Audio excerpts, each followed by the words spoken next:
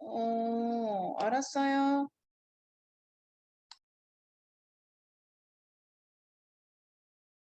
여보세요?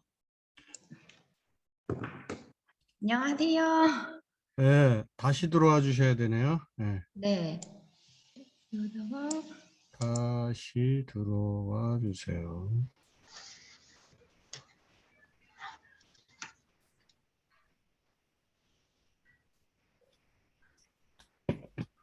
다시 들어오셨죠? 있어, 누가 안 들어오셨네. 네, 누가 한 분 안 들어오셨는데? 은영이. 은영 씨 안 들어오셨네.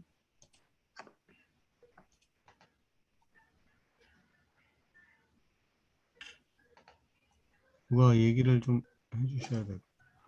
제가 얘기해 볼게요. 단톡방에는 올려놨는데 제가 다시 들어오시라고.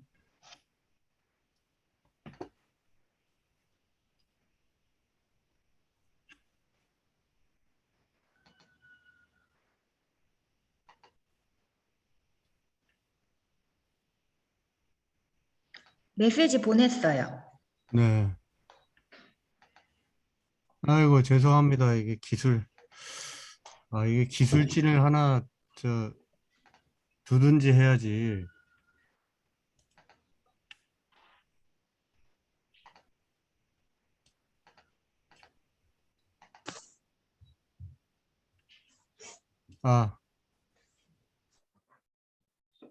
자,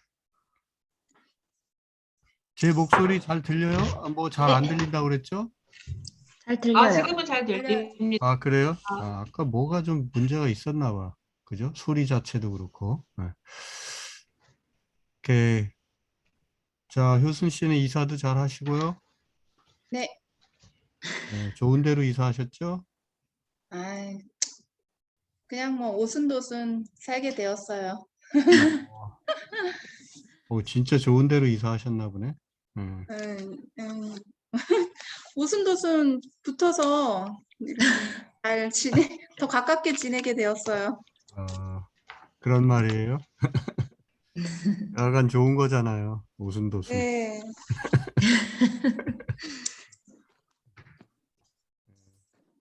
가족이라는 게 너무 멀어도 그렇고, 또 너무 가까워도 그런데, 어쨌든 오순도순 좋습니다.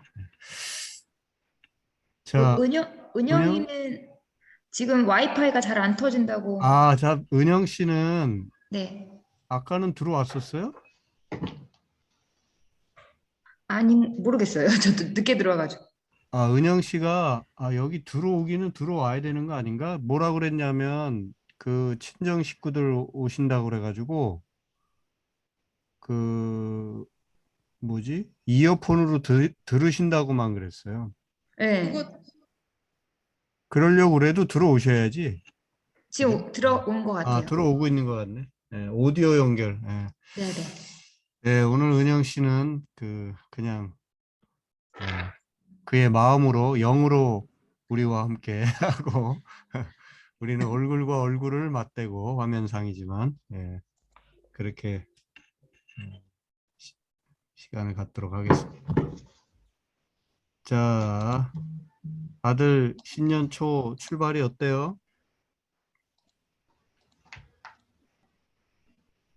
좋습니다. 좋아요. 예상대로 잘 풀리고 있어요? 어쩌고 아직까지는 하고 있습니다. 네? 뭐 하고 있어? 어쩌고 하고 있어. 저희는 이제 파이낸스 쪽이라 연말 네, 연초가 거의 이제 성수기거든요. 그래서 그렇죠. 직원들 일요일 날도 일하고 새벽까지 일하고 감사인들 뭐 코로나 툭툭 터지는데도 회사에 출근하겠다고 해서 18명 들어와가지고 마감하고 감사 받고 지금 이제 그 부속 명세서 이런 거 작성하고 있어요. 뭐 12월 1월만 잘 넘기면 한 해 농사 다 지신 거네요. 네. 이제 저희가 작년에 성과가 좋아서 그렇잖아도 뭐 기쁜 마음으로 하고 있어요. 오케이. 좋습니다. 성과가 좋다니 저도 좋네요. 네. 나하고는 하나도 상관없지만 어쨌든 우리 정 집사님하고는 상관이 있으니까 규선 씨랑은 상관이 네, 있으니까. 월급은 나올 것 같아요. 그럼 계속. 됐지. 요즘같이 힘들 때. 네. 오케이. 사실은 신년 초라고 해서 12월 31일과 1월 1일이 무슨 엄청나게 다른 날이 아니잖아요. 어떻게 보면 매일 똑같은 24시간 하루하루가 그냥 우리 앞에 다가오는데 우리는 참 인간이 지혜로운 게 그것을 하루로 쪼개고 일주일로 쪼개고 한 달 또 1년 이렇게 어떤 틀을 만들어서 또 새로움을 가지고 다시 출발하고 하는 그래서 1월 1일과 12월 31일이 그렇게 차이가 나는 사실은 그래서 기대로는 차이가 많은데 이제 지혜로운 인간은 지혜로운 사람은 정말 그 차이를 실제 차이로 만들어내겠죠. 2021년은 이랬지만 2022년은 정말 새로운 또 한 해로 맞이하고 또 그렇게 갖고 나가고 그게 이제 참 인간, 제대로 된 인간의 모습인 것 같아요. 근데 우리 예상대로만은 그 하루하루 혹은 한 해 한 해가 풀려가는 것 같질 않아요. 어떤 해는 1월 1일 첫날부터 막 이상한 일이 생겨가지고 엄청 애를 먹는다든지 그런 일이 있기도 하고 그러죠. 저 같은 경우는 작년에 1월 1일 날 딱 1월 1일 진짜 새해 벽두부터 어지럼증이 왔었어요. 그래가지고 거의 한 달, 두 달간 어지럼증 때문에 고생해서 거의 10kg 정도 빠지고 그렇게 애를 먹었던 해가 작년 한 해였습니다. 그래서 혹시 여러분들도 뭐 꼭 그런 육체적인 것뿐만 아니라 신년 초부터 또 의외로 애를 먹고 힘들 수도 있는데 잘 풀어나가기를 바라고요. 그리고 또 조그만한 어떤 변화 속에서도 나를 새롭게 하시려는 어떤 하나님의 손길을 느낄 수 있다면 아주 좋겠죠. 올해는 특히 우리 이방 모임에 계신 분들은 이제 하나님 말씀으로 날마다 새로워지기를 기대하는 마음으로 함께 출발하고 있다고 생각해서 감사를 드립니다. 자, 제가 잠깐 기도하고 오늘 시작하겠습니다. 하나님 감사합니다. 말씀이 우리의 참 진정한 생명이 되고 우리의 길과 빛이 되는 것을 믿고 하나님 말씀에 올해도 더욱 매진하려고 이렇게 함께 모였습니다. 오늘 또 하나님의 은혜를 나눌 때 주의 성령께서 함께 해주시고 깨닫는 지혜가 있게 하시고 또 새로운 결심이 있게 하시고 특별히 그 말씀이 주는 그 놀라운 은총을 깊이 또 넓게 풍성하게 경험하는 우리들 되게 하여 주옵소서. 이 시간 주께 의탁하고 예수님 이름으로 기도드립니다. 아멘. 아멘. 오늘은 출애굽기 공부를 좀 정리를 해드려야 될 것 같은데, 그 창세기 좀 읽어보셨죠? 네. 어떠셨어요? 특별히 크게 어려운 점 없으셨나요? 나중에 이따가 한번 질문할 것들이 혹시 있으시면 창세기 혹은 출애굽기 이 정도 뭐 어디든 또 성경 읽으시다가 궁금한 거 있으면 질문해 주시고 일단 오늘은 출애굽기 안내를 좀 해드려야 될 것 같습니다. 자, 출애굽기 보겠는데요. 출애굽기는 딱 이 본문 출애굽기 3장 7절에서 8절 본문을 아시면은 확실하다 이렇게 말씀드릴 수 있어요. 출애굽기 3장 7절에서 8절 말씀에 출애굽기 전체가 한 묶음으로 담겨 있다 이렇게 말씀드릴 수 있어요. 자, 한번 읽어볼까요? 같이 읽어볼까요? 시작.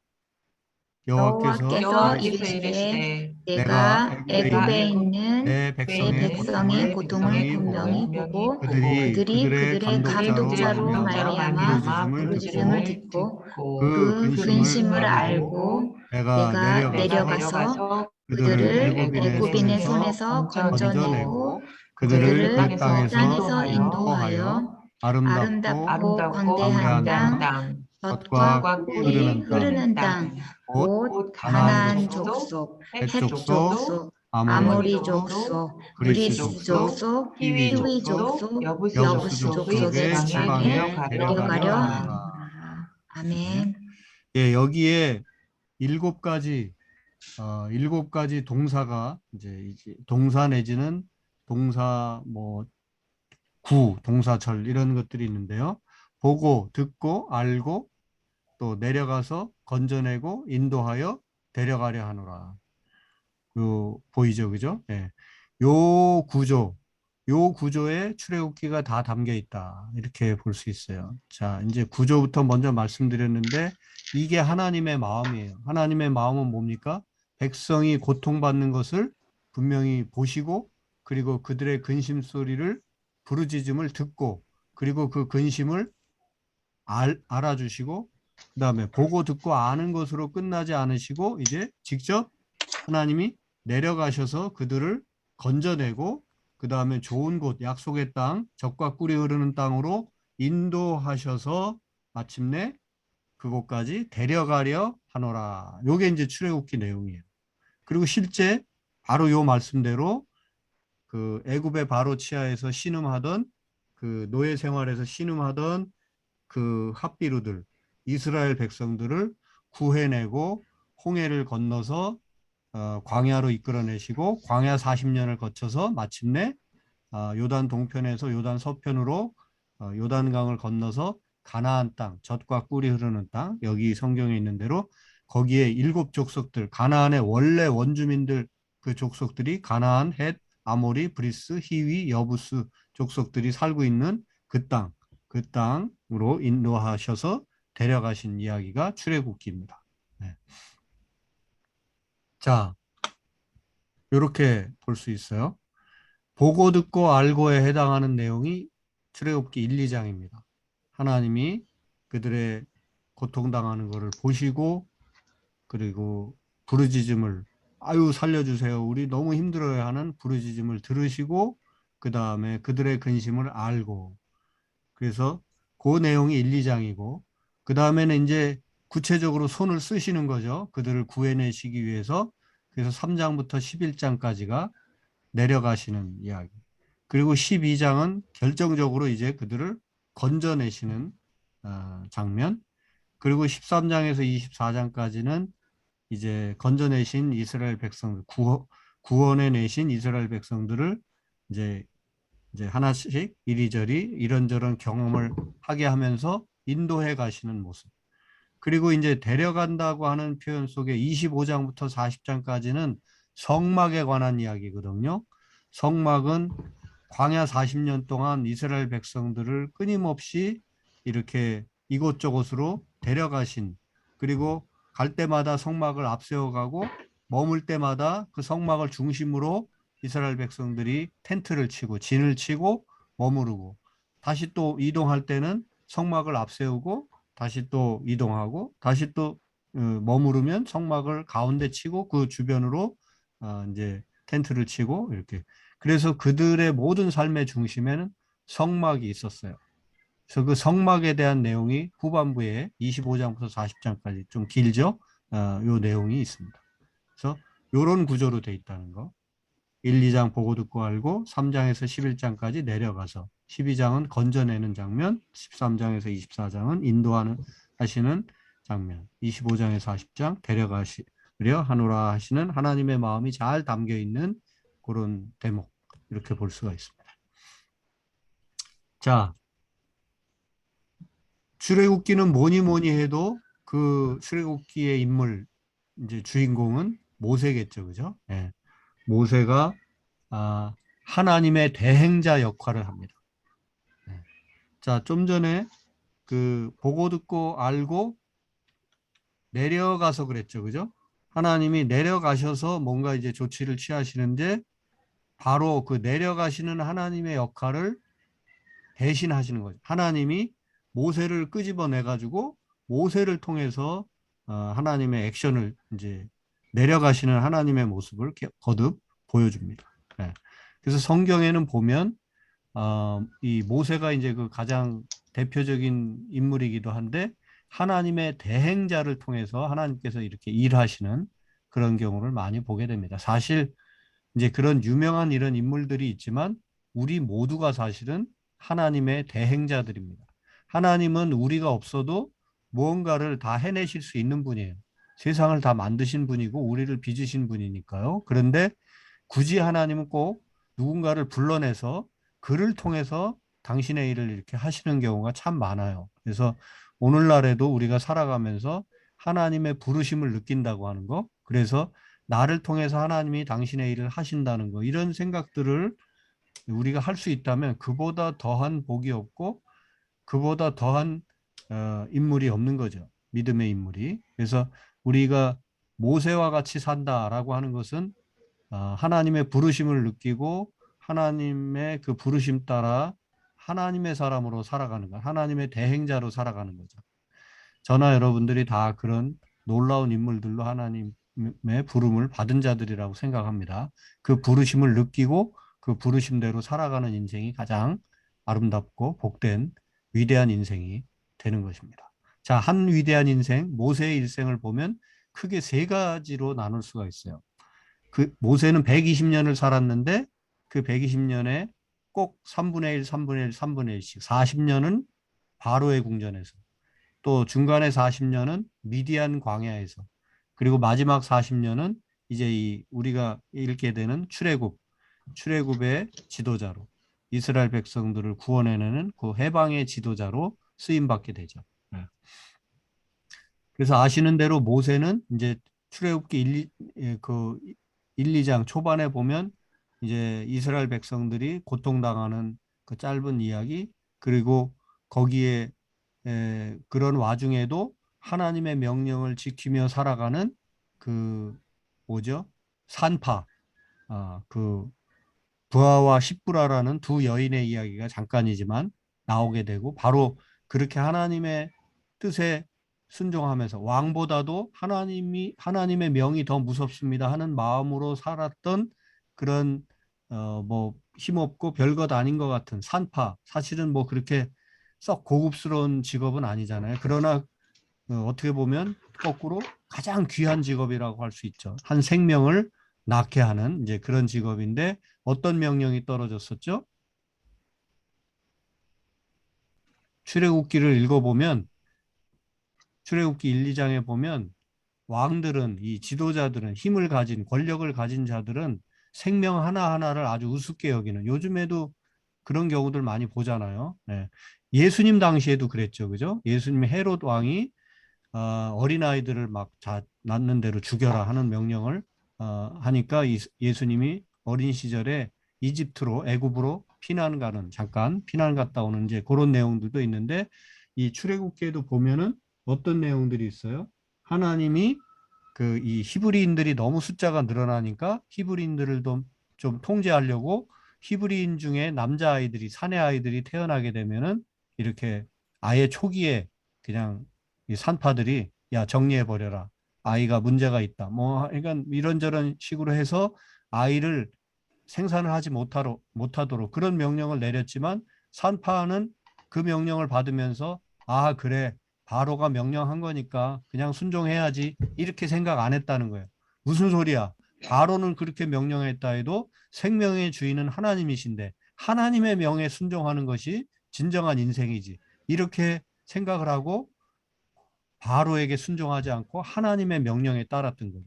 바로 그 하나님의 명령에 따랐던 부하와 십부라라고 하는 이런 여인들이 있었기에 모세도 결국 죽지 않고 이제 태어나게 되고, 그 다음에 태어난 뒤에도 이제 엄마가 몰래 숨어서 키우지만 아이가 자라면서 계속 키우기가 어렵잖아요. 그러니까 이제 모세를 그 갈대 상자에 그 어린 아기를 띄워가지고 정말 하나님이 이 아이를 키워주시겠죠, 키워주셔야 됩니다 해가지고 아이를 물에 띄워서, 그 나일강 물에 띄워서 이렇게 피신시키는, 그런데 하나님이 뜻이 계시니까 이 아이를 그 물가에 나와서 목욕하려고 했던 바로의 공주의 눈에 띄게 한 거죠. 그래서 결국은 초기 40년을 바로의 궁에서 살게 된 겁니다. 그러니까 바로의 궁은 그 당시로서는 뭐 요즘 같으면 뭐 미국 같은데, 그러니까 미국에서도 소위 그 대통령 집안에서 어린 시절 40년을 인생의 3분의 1을 보낸 거예요. 그러니까 최고의 학문과 최고의 문화 그 한복판에서 인생 3분의 1을 살았어요. 그래서 이때는 한마디로 요약하자면 I'm somebody. 나는 잘난 사람이다라고 스스로를 평할 수 있을 정도로 정말 무예의 또 뭐 어떤 요즘으로 표현하자면 인문학의 또 언어의 뭐 이런 거에 어디 하나 내놔도 꿀리지 않는 정말 훌륭한 인물로 잘 준비됐습니다. 자, 그런데 그것으로 모세의 인생이 다 준비된 게 아니에요. 그만큼의 40년이 더 필요했는데 그것은 철저히 고독하면서 1대1로 하나님을 만나야만 하는 미디안 광야에서의 시기였습니다. 여기서 결국은 모세가 자신이 누구인가를 배우게 되는데 그게 결국 나는 아무것도 아니구나. 나는 하나님이 없다면 하나님이 나를 이끄시지 않는다면 나는 아무것도 아닌 사람이구나. 그래서 철저하게 저 바닥까지 낮아지는 이제 그런 그래서 그렇게 바로의 궁에서 화려하게 살던 사람이 미디안 광야로 가서는 40년간 그저 매일 양과 염소들 몰고 다니면서 그런 가축을 이렇게 치는 그런 삶을 살잖아요. 정말 소박한 그런 삶을 살게 되는데 이제 그를 통해서 완전히 바닥까지 낮추시고 그리고 이제 때가 되니까 하나님이 이제 모세를 불러 쓰시는 거죠. 이제 네가 이제 광야 생활을 이제 내려놓고 진짜 광야로 피신해야 될 그 광야가 필요한 이스라엘 백성들을 네가 인도해야 되겠다. 그래서 바로의 치하에서 고통받고 있는 그 이스라엘 백성들을 끄집어내고 약속의 땅까지 인도하게 되는 출애굽의 지도자로 마지막 40년을 쓰임받게 되죠. 그래서 이때는 모세를 굳이 자기식으로 표현하자면 I'm God's body. 나는 하나님의 친구. 나는 하나님의 사람이다. 그래서 somebody에서 nobody로 갔다가 마침내는 God's body. 하나님의 사람으로 이렇게 이것이 어쩌면 우리 각자가 겪어야 될 어떤 한 과정인지도 모르겠어요. 꼭 40년씩 아니라 하더라도 처음에는 나는 그래도 쓸만한 사람이야. 난 잘난 사람이야. somebody. 그러나 철저하게 나는 죄인이고 나는 허물 많은 사람이고 연약한 한계가 너무나도 뚜렷한 사람이야. 그래서 I'm nobody로. 그러나 거기서 끝나면 허무주의에 빠지겠죠. 그게 아니고 I'm God's body. 나는 하나님의 사람이야. 이런 깨달음으로 변화되어 가야 진정한 인생이고 정말 하나님께서 쓸만한 그런 사람으로 쓰임받게 되는 거죠. 자, 바로 그래서 출애굽기는 이스라엘 백성들의 이야기이기도 하지만 바로 이 모세라고 하는 한 인물의 또한 이야기가 되기도 하는 거죠. 자, 그래서 출애굽기를 이제 조금 자세히 살펴봅시다. 그러면 여기 나오는 숫자는 1장에서 11장까지라는 뜻입니다. 그래서 1장에서 11장에는 언약의 하나님, 그러니까 약속을 벌써 오래전에 이 약속해 주신 이 히브리인들, 소위 이스라엘 백성들을 번성시키시겠다, 또 구원하시겠다, 하늘의 별같이 많게 하시겠다 하는 그 창세기에 보면 이제 그런 족장들하고 한 약속들이 이제 어떻게 보면 좌초된 것 같잖아요. 수백 년 그 애굽으로 이집트로 소위 이제 창세기 후반부에 보면 야곱과 요셉의 이야기를 통해서 그 가난 기근을 통해서 먹고 살기가 너무 힘들어졌고 그래서 그 기근을 피해서 야곱 그 가문들이 애굽에 내려가서 이제 살기 시작하게 되는데 이제 그러고 나서 한 몇백 년이 지난 뒤에 이야기가 이제 출애굽기거든요. 그래서 요셉을 통해서 준비시키고 야곱 가문이 다 내려가서 거기서 이제 살게 됐는데 한 몇백 년 동안 잘 한동안 사는 것 같았지만 이제 이 모세가 나올 때쯤 돼서는 이스라엘 백성들이 이제 소위 바로 애굽의 왕을 바로라고 하는데 그 바로를 통해서 특히 고통을 많이 받고 있었어요. 왜냐하면 이제 성경의 표현대로라면 히브리인들의 숫자가 늘어가게 되면서 이 정치하는 사람들은 어떤 이 권력의 균형 이런 게 되게 중요하잖아요. 어느 한쪽에서 세력이 너무 커진다 그러면 자기의 어떤 지위나 자리가 좀 위협을 받는다 생각해가지고 여기를 컨트롤하려고 마음을 먹게 되고 그 집중 컨트롤 대상이 이 히브리인들이었던 거죠. 그래서 많은 이제 어떤 억압을 받고 힘든 일들이 많았는데 바로 그런 고난의 현장에 있는 하나님의 백성들을 이제 하나님이 끄집어내시는 거죠. 예. 그래서 이제 준비하시는 모습, 또 준비시키는 목자, 그런 이야기, 지금 제가 앞에서 쭉 드렸던 말씀들이 이제 그런 거죠. 환경 배열이라고 하는 것은 이제 그렇게 이스라엘 백성들이 탄압을 받고 어려움을 겪는 일, 그 다음에 이제 그런 뭐죠? 돕는 사람들 준비시키는 거, 아까 산파 이야기, 그죠?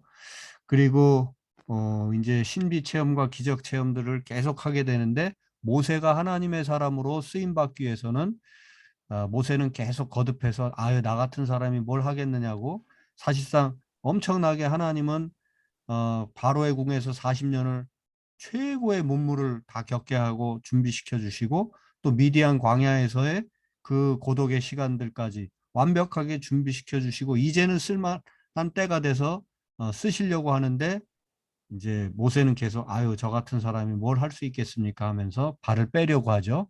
그럴 때 하나님이 여러 가지 모양으로 그에게 힘을 주시고 이게 네 힘으로 하는 게 아니고 결국 내가 너와 함께 할 것이다. 뭐 이제 이런 것들을 여러 가지 모양으로 보여주시는 거죠. 예. 그런 이야기들이 이제 쭉 그 1장부터 11장까지. 그다음에 이제 그 모세를 설득하는 과정도 필요하지만 바로를 꺾어야 되는 과정이 필요하잖아요. 그래서 바로 그 애굽의 땅에 10가지 재앙을 계속 이렇게 내리시는 그런 것들을 통해서 그 10가지 재앙은 이제 학자들에 따르면 그 뭐 개구리, 파리 뭐 이런 여러 가지 그 재앙들이 있는데 그것들은 바로 애굽 땅의 그 여러 그 우상들을 상징하는 그런 뭐 동물들이거나 어떤 현상들, 그런 것들을 하나하나씩 격파해 나가는 그런 과정들을 보여주시는 거죠. 그래서 바로의 마음도 이렇게 약하게 만드시고 또 한편으로는 모세와 이스라엘 백성들에게 하나님이 이거를 지금 우리를 이끌고 계시는구나 하는 그 어떤 확신을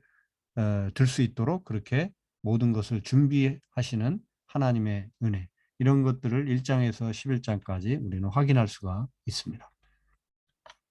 그 다음에 이제 출애굽기의 결정적인 장은 12장인데요. 12장은 결국 어린 양의 피로 구원하시는 하나님의 이야기입니다. 무슨 얘기냐면 이제 이스라엘 백성들, 지금도 이스라엘 백성들의 가장 큰 그 어떤 명절, 절기라고 한다면 유월절인데요. 유월 그 패스오버, 영어로 이렇게 넘어가다, 건너가다라고 하는 그런 단어. 그래서 결국 그들이 마지막 그 장자 재앙, 10가지 재앙이 거듭되는데 이스라엘 백성들이 애굽에서 나오게 되는 그 결정적인 이제 사건이 결국 마지막 장자 재앙인데요.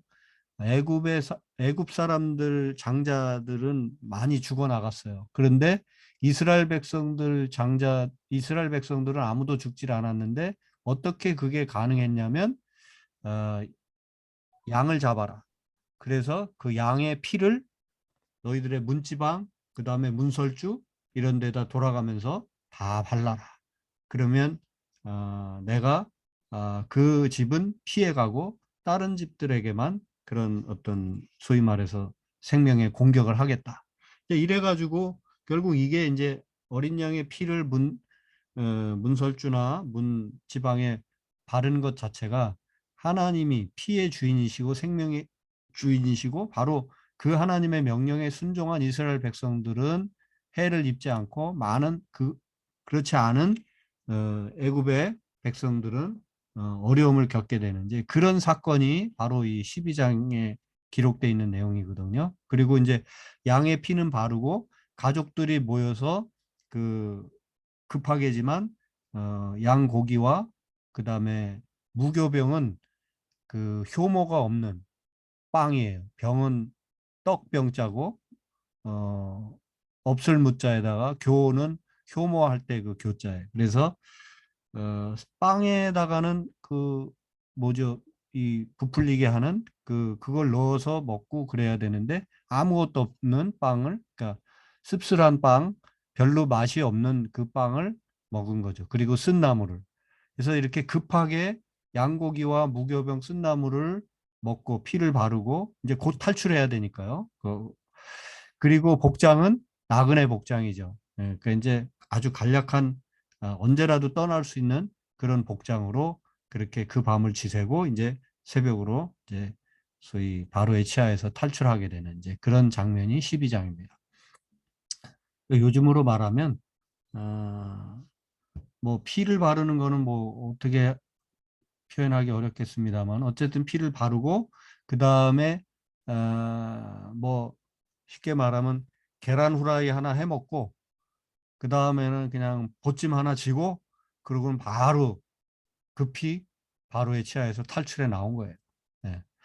자, 그런데 그 뭐 이 양고기, 무교병, 쓴나물 이런 것들은 이제 이스라엘 백성들에게는 아주 중요한 그 기억 음식이 되겠죠, 그죠? 그래서 이후에 유월절을 지킬 때마다 이 양고기와 무교병, 쓴나물들을 먹으면서 하나님의 은혜, 구원하신 하나님의 은혜를 기억하고 감사하는 그런 절기를 계속 지키게 되는 거죠. 네. 자, 지도 하나를 보고 가겠는데요. 전체 조금 더 큰 지도를 먼저 보시면, 자, 요 지도를 보기 전에 요 지도를 보면 지금 요 앞전에 본 지도가 요 부분, 요 아래쪽 좌측 부분을 보시는 거거든요. 네. 자, 그러면 이제 이 위쪽 파란 데가 지중해 큰 바다가 있죠. 네. 그리고 이쪽 이제 일부만 보이지만 여기가 이집트 쪽이고 요 이제 가운데 역삼각형처럼 돼 있는데 여기가 이제 이스라엘 백성들이 40년 동안 헤매고 다녔던 광야입니다. 여기에는 뭐 신의 광야도 있고 신광야, 뭐 에담 광야, 여러 그 바란 광야, 여러 광야들이 있는데 하여간 전반적으로 여기는 다 광야 지역이죠. 그래서 이집트에서도 주로 이쪽 나일강이 이렇게 쭉 흐르고 있으면 이 나일강 하류에 여기에 삼각주 지역에 고센 지역이라고 여기 센이라고만 나왔는데 고센 지역, 요 지역에 주로 히브리인들이 모여 살았습니다. 그 여기서 이제 막판에는 아주 갖은 노역에 시달리면서 그렇게 살다가 여기를 이제 탈출해 나오게 되는데 출애굽 경로가 아마도 여기를 빠져나와서 여기 빅터 호수라고 큰 호수가 있는데 여기를 건넌 것을 성경은 마치 홍해를 건넌 것처럼 표현돼 있을 수도 있다. 뭐 이렇게 보는 학자도 있고 더 내려와서 홍해 요 끝자락에 여기를 건넜다라고 생각하는 학자들도 있는데 어쨌든 건넜어요. 호수를 건너든 뭐 홍해를 건너든 어쨌든 이 홍해도 지금은 여기 카날이 다 운하가 다 뚫려서 결국은 이 지중해까지 이렇게 다 연결이 돼 있죠. 네. 당시에는 뭐 운하가 없었을 테고 어쨌든 이 홍해를 건너서 이 광야로 나오게 됐습니다. 자, 하나님께서 약속해 주신 그 약속의 땅은 바로 이쪽이에요. 그러니까 약속의 땅으로 가려면 일로 나와서 그냥 그대로 직진해 가지고 가면 가나안으로 들어가고 아무리 천천히 걸어가도 뭐 2, 3주면 아무리 뭐 해도 2, 3주면 갈 수 있는 거리죠. 그런데 이곳을 40년을 뱅뱅 돌면서 이런저런 단련을 받고 훈련을 받고 그래서 직진으로도 못 들어가고 이게 이제 염해고 저 올라가면 갈릴리 호수가 있는데 이렇게 우측으로 돌아서 요단강을 건너 들어가게 되는 이렇게 됩니다. 자, 이제 좀 큰 지도로 다시 가보면요. 자, 여기가 이제 나일강 하류 고센 지역이고 여기에서 출발해서 홍해를 건너서 광야로 나오죠. 그래서 광야에서 빙빙 돌다가 약속의 땅은 여기거든요. 지금 여기 갈릴리 호수와 염해 사해라고도 하죠. 요 사이에 있는 요 지역이 가나안 지역인데 여기를 이렇게 바로 들어가지 못하고 이렇게 빙빙 돌다가 이쪽 왕의 대로 쪽으로 이쪽으로 타고 소위 염해 사해 동편으로 쭉 거슬러 올라가서 요게 요단강이거든요. 요단강 동편에서 서편으로 이렇게 들어가게 돼요. 네. 그런 과정을 밟게 됩니다. 네. 자, 그러면 이제 12장에서 그 뭐죠?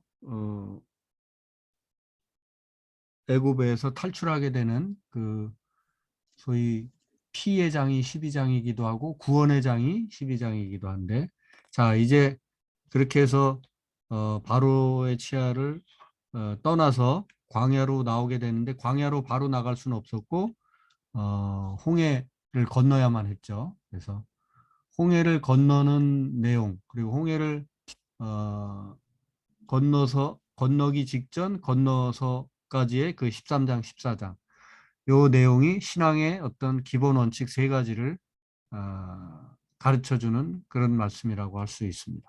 그래서 최고의 것을 드리라고 하는 거, 그 다음에 끝까지 무교절을 지켜라, 유월절을 잊지 마라, 그 다음에 하나님의 인도를 받으라. 근데 그 하나님의 인도는 낮에는 구름 기둥, 밤에는 불 기둥. 그래서 주야로 하나님의 인도를 받으라 하는 이야기가 이 13장, 14장에 있고요. 그 다음에 15장부터 18장까지는 이제 본격, 아까 보셨죠? 광야로 나와서 이제 거기서 많은 경험을 하게 되는데, 특히 그 광야의 초기의 경험에 몇 가지 어떤 유형이 이제 등장하게 되죠. 그래서 수르 광야에서는 마라에 물이 있었는데 물이 썼어요. 그래서 야, 물이구나. 광야에 물이 부족하잖아. 이제 야, 드디어 물을 만났다 해서 물을 먹으려고 하는데 쓴 물이었던 거죠. 그래서 기대가 무너지고 실망하는. 그리고 이때부터 벌써 나온 지 얼마 안 돼 가지고 이스라엘 백성들은 모세 지도자에게 불평하고 원망하죠. 왜 우리를 이런 데로 끄집어내 가지고 이렇게 고생시키냐. 이제 벌써 이런 것들이 시작이 됩니다. 네. 그리고 신광야에 이르러서는 이제 먹을 게 떨어지고 뭐 그래서 이제 또 만나를 경험하게 되는 이제 그런 것들을 새롭게 광야에서 더 분명하게 경험하게 되는. 그래서 우리 인생 광야로 비교하자면 바로 이렇게 수루 광야 마라의 쓴물 사건은 어떤 기대에 부응하지 못할 때 우리가 불평하고 원망하게 되는 우리의 모습을 그대로 보여주고, 신광야에서 이제 양식이 떨어질 때 우리 경제 문제 혹은 건강이나 이런 관계 문제로 인해서 쉽사리 이렇게 힘겨워하는 그 우리 모습을 여기서 또 우리가 만날 수가 있고요. 그다음에 르비딤이라는 곳에 또 경험하는데 여기 또 다시 물 부족을 경험하게 되죠. 그래서 인생의 의미를 상실하게 되는 그런 어떤 현장을 보여주고요. 그다음에 아말렉을 이제 만나서 이제 소위 군사적 충돌이 이제 여기서 싸움을 하게 되는데, 물론 여기서 이제 모세는 언덕 위에서 기도하고 여호수아가 현장에서 싸우는, 그래서 어떤 기도의 아름다운 전형, 그 소위 협력 기도, 모세의 손이 떨어지려면 아론과 훌이 그의 손을 받쳐들고, 그래서 손이 올라가 있는 동안은 밑에 여호수아가 전쟁을 잘해서 이길 수 있었고, 손이 떨어질 때 다시 또 밀리게 되는 뭐 이런 어떤 영적인 그런 깊은 경험을 하기도 하는 그런 장이지만, 그러나 기본적으로는 아말렉을 만난 이 이야기를 통해서 우리가 뭐 때로는 경제 문제, 삶의 의미를 잃거나 기대가 무너져 실망하거나 불평하거나 뭐 별일이 다 있는데, 때로는 사람 원수가 괴롭히는 경우도 있다. 어떤 특정한 사람, 또 어떤 무리들에 의해서 내가 어려움을 당하는 경우도 있는데, 이스라엘 백성들이 그걸 이제 이 아말렉을 만난 이야기는 그런 것을 우리에게 보여주고 있는 거죠. 그 다음에 이제 18장에는 이제 리더십의 한계를 경험하는 그런 이야기들이 나옵니다. 그러니까 모세에게 철저하게 모세를 불평하고 원망하는 그 18장에 보면 어떤 이야기가 나옵니까? 18장 한번 보시겠어요? 자, 리더십의 한계, 이건 뭡니까? 모세가 혼자 할 수 없다는 거예요. 장인 이드로의 어떤 권면을 통해서 모세가 이제 자기가 백성들을 지도하는 방식을 이제 패턴을 좀 바꿔가는데, 이전까지는 모든 재판이든 뭐 시시비비를 가려주는 뭐 하여간 이런저런 자잘한 일까지 모세가 다 하려니까 광야에 나와서 그렇지 않아도 힘든 일이 많은데 도저히 할 수 없는 거예요. 그래가지고 어떻게 합니까? 소위 중간 지도자들을 50부장, 100부장, 1000부장 뭐 이런 그 중간 지도자들을 세워서 그들로 하여금 백성들을 관리하도록 그렇게 해나갔다는 거죠. 그래서 이 권력을 소위 말해서 이 좀 분산시키고 역할들을 서로 나눠 가지고 이렇게 조직을 운영하게 됐다 하는 그 이야기죠. 네. 네, 요런 이야기들이 15장에서 18장까지 그래서 보면은 되게 우리 인생에 많은 그 어려움 이런 것들을 잘 보여주는 어떤 한 장 한 장이라고 할 수 있어요. 한 대목 한 대목들이 우리가 우리 인생을 하나의 광야로 비유하자면 광야 같은 인생길을 살아갈 때 때로는 경제 문제, 때로는 건강 문제, 때로는 어떤 인생의 의미를 상실해서 때로는 어떤 불평, 불만이 팽배해서 이런저런 또 때로는 주변에 어떤 사람이 나를 괴롭혀서 그러니까 이런 다양한 형태의 어떤 고난, 어려움이 있다라고 하는 것을 이 15장에서 18장까지의 이야기가 우리에게 잘 보여주고 있습니다. 자, 이게 이제 이런 광야들이 계속 펼쳐져 있는 거죠. 신광야의 한 모습입니다. 자, 그래서 이제 19장, 20장에 가면 출애굽기 19장, 20장에 가면 십계명을 주시는데 하나님이 광야에서 이스라엘 백성들을 계속 이제 이끌고 인도해서 최종 목적지까지 이제 데려가셔야 되는데 그들에게 꼭 필요했던 것은 이 십계명. 이게 없이 그 많은 이스라엘 백성들이 그 어떤 큰 공동체가 적절하게 하나님의 뜻에 따라 움직여 가기가 어려웠다는 거죠. 그래서 시내산 자락에 한동안 머무르면서 거기서 모세가 시내산을 오르락내리락 하면서 하나님으로부터 계명을 받습니다. 그리고 그 계명을 돌판에 새겨서 이스라엘 백성들의 이거는 우리가 다른 건 몰라도 이것은 확실히 지켜가야 한다 하는 이제 그런 계명이 십계명이죠. 그리고 이 십계명은 뭐 아시는 분은 아시겠지만 이렇게 카톨릭에서 또 우리 개신교에서 또 그 다음에 또 다른 그 뭐 동방 정교회나 아니면 뭐 이렇게 어떤 그 그룹에 따라서 이 십계명을 분류하는 방식이 약간씩 달라요.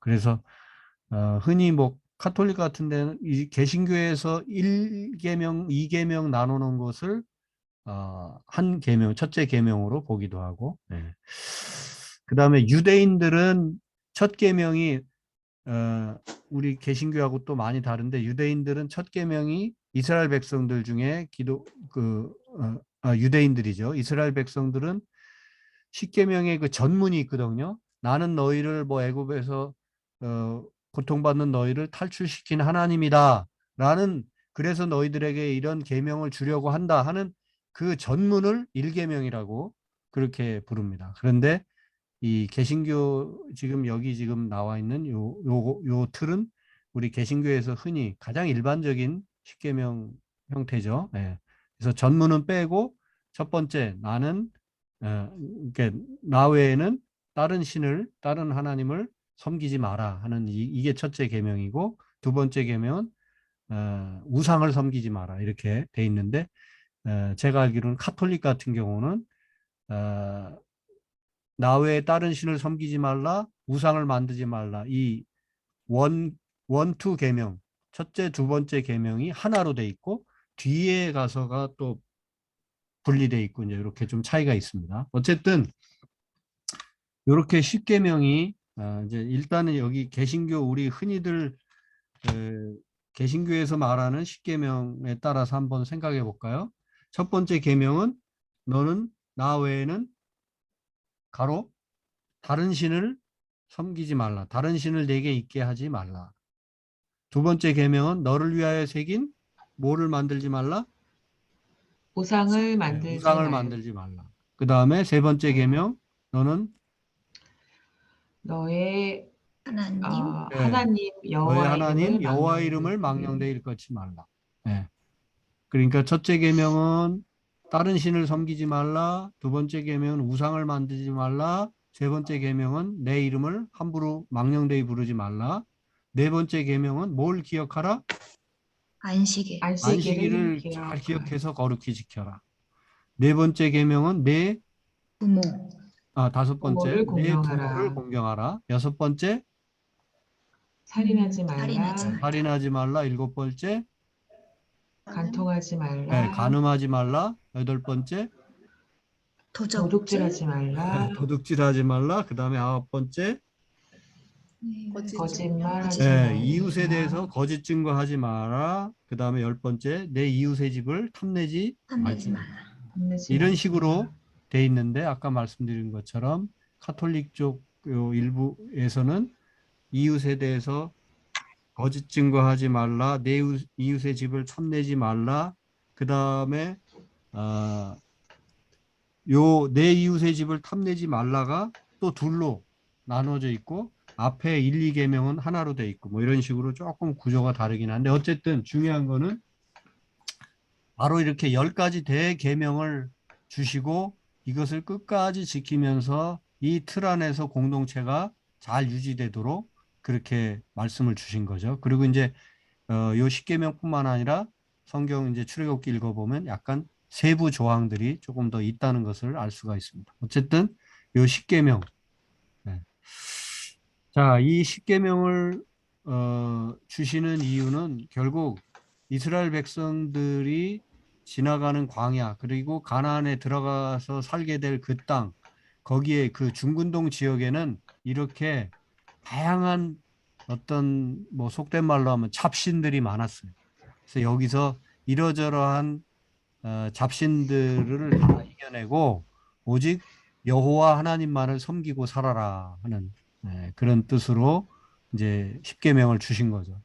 그래서 성경을 읽다 보면 여러분들이 만나게 되는 단어 엘, 바알, 못, 얌, 몰렉, 뭐 아세라, 아스타롯, 아낫 이런 것들이 다 중근동 지역에 있던 이런저런 형태의 신들입니다. 대부분 풍요의 신이나 뭐 하여간 이런 거랑 다 관련이 있어요.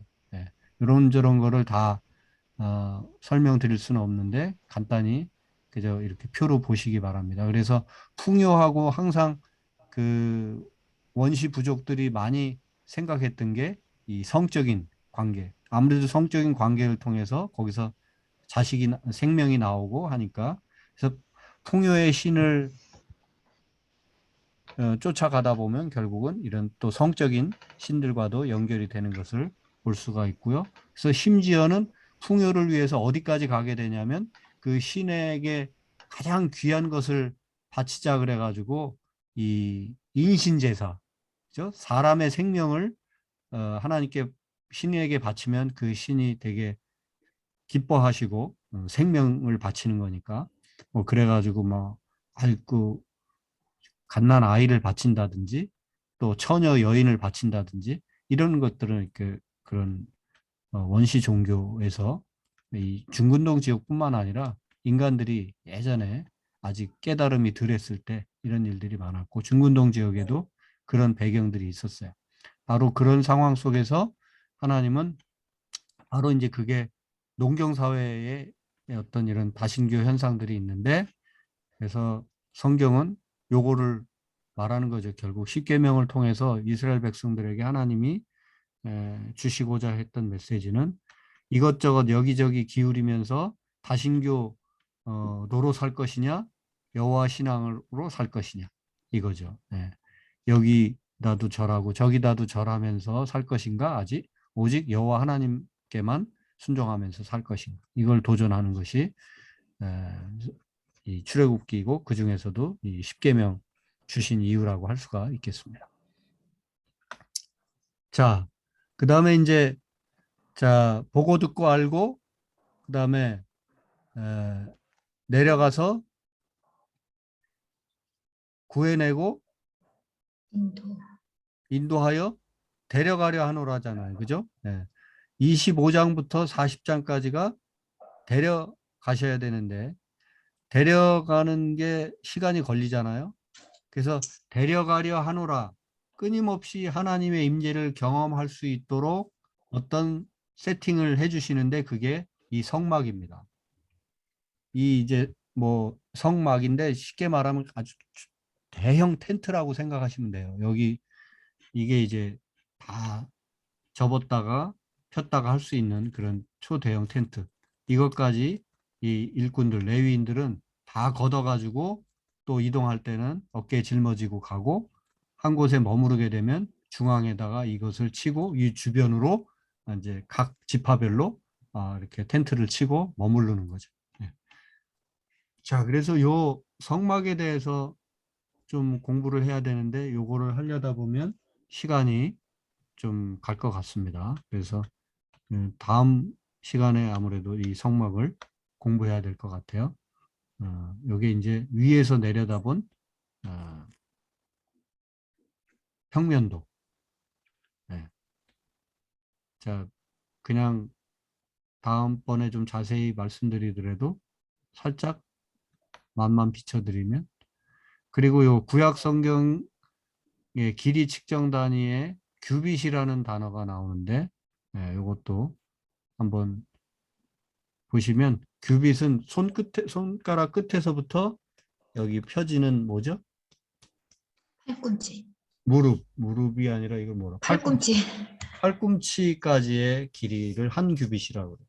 예. 근데 그 한 규빗은 6손바닥인데 한 손바닥은 손가락 4개. 여기서 요 끝에서 끝까지. 요게 한 손바닥이고 이 손바닥이 3개인 게 한 뼘. 그리고 2뼘인 게 요 한 규빗. 이런 식으로 돼 있어. 되게 지혜롭죠. 그러니까 손 없는 사람은 없잖아요. 그죠? 그러니까 손으로다가 이 손가락 이 폭, 그다음에 이 폭의 3배 정도가 한 뼘이 될 것이다.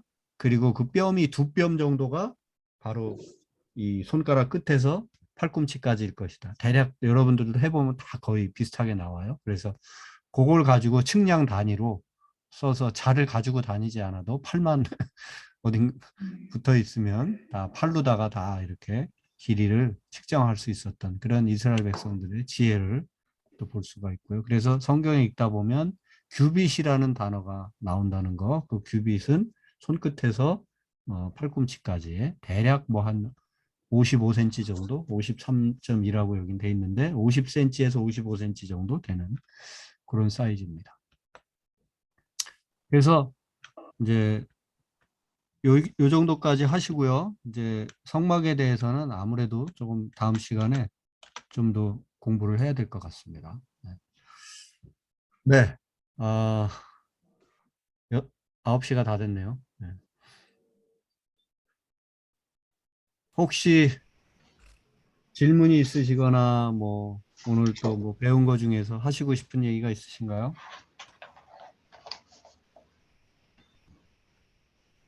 은영 씨 잘 듣고 계시죠? 네, 대답은 없겠지만 어쨌든 이어폰 끼고 잘 듣고 계시리라고 생각합니다. 네. 어때요? 노순 씨? 사라져 버리시네. 네. 네. 갑자기 노순 정만 보여요. 네. 글씨만. 네. 어땠어요? 요즘 출애굽기 벌써 지나가고 계시죠? 성경 많이 읽어서. 제가 이사하고 막 이렇게 좀 정신이 없어가지고 지금 출애굽 읽고 있어요. 그래요. 예. 네네, 열심히 읽고 열심히 있는데 읽고 이게, 계셔요. 예. 네, 그래요.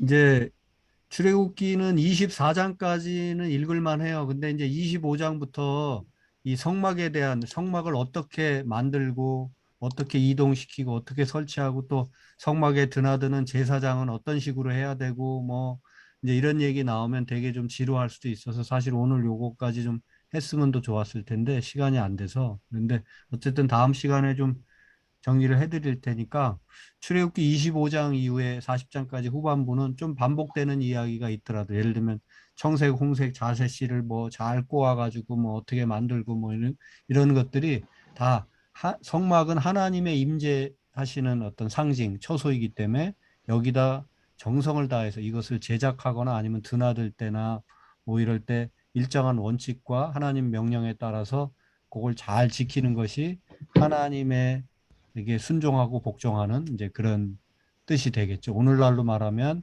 예배당을 어떻게 세우고 그 예배당에서 어떻게 예배를 드리고 모임을 갖고 하는 이제 그런 내용들이 이 출애굽기 후반부라고 할 수 있어요.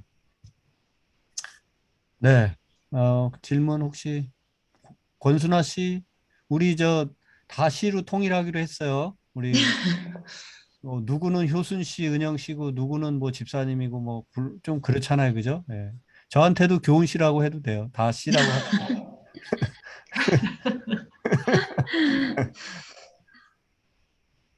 어땠어요, 순아 씨? 저는 정말 정리가 되는 것 같아서 너무 좋았던 것 같아요. 어. 왜냐면 사실은 출애굽기가 처음에 읽을 때 조금 갈수록 좀 이해가 안 되는 부분도 있고 그런데 음. 저는 사실 창세기 출애굽기를 되게 많이 읽었어요. 항상 연초마다 읽었기 그런 때문에. 그런 교인들 많아요. 예. 그러다 레위기쯤 가면 거의 포기하고. 그랬는데 이제 사실은 저는 광야에 관한 그런 이 성경 이야기를 되게 좋아해요. 예. 왜냐면 광야에 관한 그 마음을 기도하는 와중에 기도하고 그래도 제가 살면서 느꼈던 것들이 예. 정말 많았기 때문에 광야 하면 항상 설레요, 사실은. 네. 너무 근데 좋았던 것 같아요. 근데 그 광야에 나오는 사건 하나하나가 우리 인생살이의 아주 중요한 원형적인 이야기들이라는 거. 네, 네. 제가 시간이 없기 때문에 자세히 말씀드리진 못했는데 그 하나하나가 다 큰 의미를 주는 사건들이죠. 네. 성경은 그렇게 호락호락한 책이 아닙니다. 다 나름대로 생각을 가지고 배치되어 있는 것들이. 유선 씨 어땠어요? 어, 사실 목사님이 이렇게 보여주신 거 예전에도 독일에서 또 처음에는 열심히 한다고 할 때 봤었던 생각이 나는데 이렇게 몇 아, 년 만에 또 보니까 예, 또 새롭고요. 특히 저는 요즘에 이제 하나님의 리더십에 대한 묵상을 일하는 친구들하고 수요일마다 점심시간에 점심 포기하고 모여서 하고 있어요. 네, 실제로 일을 하는 사람들은 리더십에 대한 퀘스천이 많은데 하나님의 리더십에 대해서 배워서 적용할 수 있는 부분을 지금 공부를 하고 있는데 네, 모세가 그 장인의 이드로의 말을 들은 그 부분 가지고 저희가 지난주에 묵상할 때 참 많은 얘기를 했거든요. 이 장인이 그런 얘기를 한다고 해서 그거를 듣고 적용을 하는 게 쉽지 않았을 텐데 그걸 적용을 하고 또 그 얘기를 듣고 아버지한테 이렇게 하겠다고 틀림없이 묵상을 여쭈어보는 단계를 거쳤을 것이고 그래서 우리도 일을 할 때 이제 큰 것만 여쭙고 큰 것만 매달리고 이런 것들이 많은데 하나하나 아버지께 여쭙고 가는 그리고 주변에서 어떤 얘기를 들었었을 때 그 얘기를 듣고 들을 수 있는 귀를 네, 가지고 갈 수 있는 이런 부분들에 대해서 묵상한 생각이 바로 얼마 전에 묵상을 했기 때문에 목사님이 음, 또 이 부분에 대해서 얘기를 해주시니까 귀에 쏙쏙 들어오고 마음에도 음, 너무나 동의하는 마음이 들어서 오늘 좋았습니다. 그래요. 예. 바로 그 인생살이, 광야살이 중에 중요한 한 테마가 바로 그런 우리가 어떤 형태든지 리더십을 가져야만 하는. 그러니까 꼭 앞장서야만 리더십이 아니라 따라가기도 하고 중간에 끼어가기도 하고 뭐 여러 형태의 우리는 포지셔닝을 하게 되는데 어떤 자리에 서든 간에 리더십, 소위 리더의 마음으로 그 자리에 있는 사람과 그냥 아무 생각 없이 있는 사람하고는 다르죠. 그래서 그 모세를 통해서 배울 수 있는 게 많고 특히 지금 말씀하신 대로 그렇게 역할 분담해주고 또 자기의 한계를 알아서 어떻게 보면 이거는 게으른 게 아니라 훨씬 더 부지런해지는 거죠. 자기는 자기의 일에 더 집중하고 또 자기가 다 할 수 없는 일이 있다는 것을 알고 이렇게 역할을 나누어 줄 수 있는 그리고 그 과정에 지금 규선 씨 얘기한 대로 누군가의 특히 그 장인 말 듣는 게 쉽지 않잖아요. 근데 장인 말 듣고 그렇게 노선을 또 실질적으로 바꿔낼 수 있는 어떤 전략을 바꿔갈 수 있는 그런 지혜. 그 과정에 하나님께 여쭙는 과정도 있었을 것이고. 그래요. 너무 귀한 얘기들이 출애굽기에 많이 담겨 있어서 사실은 출애굽기만 가지고 제가 한 최소 한 10주 정도 그렇게 잘라서 이렇게 공부하는 이제 출애굽기만 가지고 하나님의 구원 경영이라는 타이틀로 12주 정도 짧게는 8주에서 조금 길게 하면 12주 정도 하는 그런 그 코스도 있어요. 제가 이제 그것도 가지고 있는데 어쨌든 출애굽기는 우리에게 많은 도전을 주는 그런 좋은 책인 것 같습니다. 그리고 이제 규선 씨는 그 리더십을 고민한다 그러면 규선 씨뿐만 아니라 출애굽기를 통해서 이제 모세를 통해서 우리가 리더십 많이 배울 수 있고요. 그 다음에 곁들여서 그 느헤미야서를 한번 읽어보시면 좋겠어요. 느헤미야서는 어, 어떻게 보면 리더십의 캐논이라고도 볼 수가 있어요. 리더십이라는 관점으로 느헤미야서를 읽으면 아주 읽을 거리가 많은 그런 책입니다. 나중에 한번 정리할 때 이제 네. 뒤에 정리하게 될 때 제가 다시 한번 그 부분은 말씀드리겠습니다.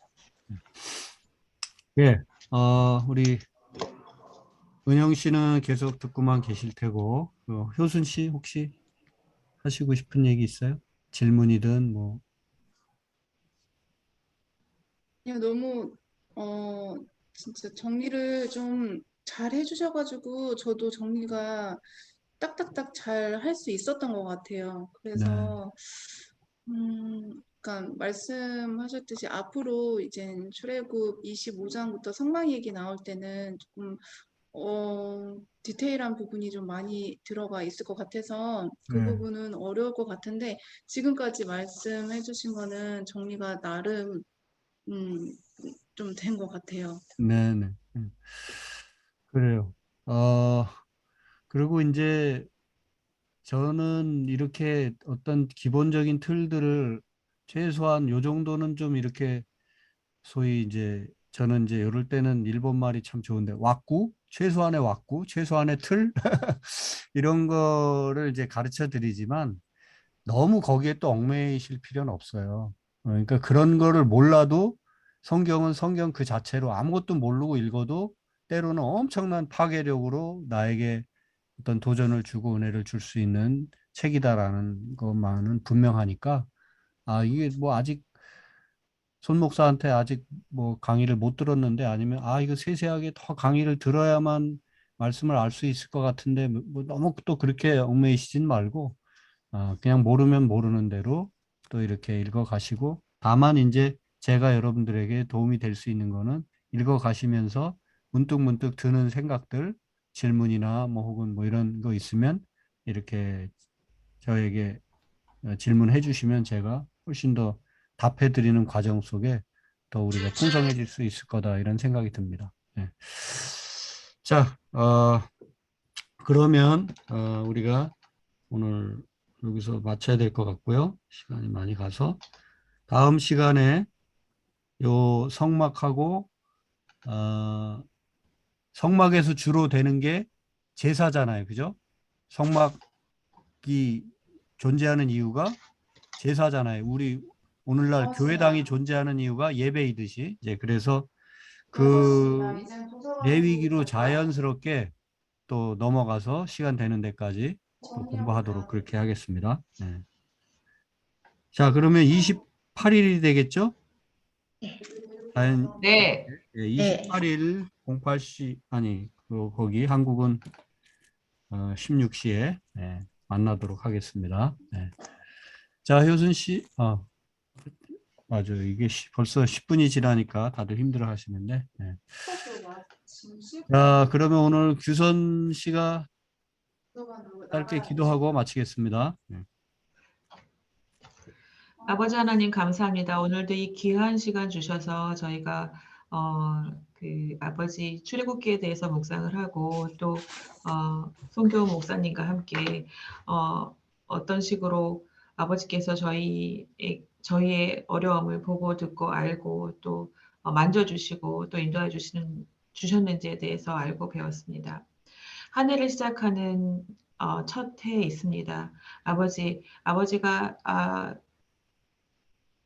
가이드 해주시는 대로 저희가 올해도 말씀 잘 듣고 주시는 말씀을 잘 먹고 듣고 하는 한 해를 이루도록 도와주시고 또 특별히 저희를 위해서 시간 내서 이렇게 알려주시는 송교 목사님한테에게도 건강 주시고 또 그 주시는 말씀을 주시는 가이드라인을 잘 잡아서 저희가 성경을 읽어 나가는데 그냥 보는 게 아니라 그 보는 게 마음에 오고 머리에 오고 또 그 저희가 곱씹을 수 있는 그런 생명의 말로 씹어먹을 수 있도록 아버지께서 도와주십시오. 오늘 시간 주셔서 너무 감사하고 이 모든 말씀 아버지 이름으로 기도드립니다. 감사합니다. 아멘. 예, 수고들 하셨어요. 또 두 주간 건강들 하시고 재미있게 말씀 읽어 가셔요. 그리고 질문 하나씩 가지고 오셔요. 다음번에 오실 때는. 예. 네. 질문에 답해 드리는 시간이 어쩌면 제가 일방적으로 성경 구조가 이런 겁니다라고 말씀드리는 것보다 훨씬 더 다이나믹하고 많은 거를 우리에게 줄 수가 있습니다. 질문 한 가지 정도씩은 한번 생각해 보세요. 네. 자, 우리 은영 씨도 평안하시고 효순 씨, 규선 씨, 준아 씨 다들 잘 계셔요. 자, 고맙습니다. 네, 들어가세요. 나가겠습니다. 주말 잘 보내세요. 재밌게들. 목사님 건강 잘 챙기세요. 네, 네. 다들 건강하세요. 안녕히 계세요.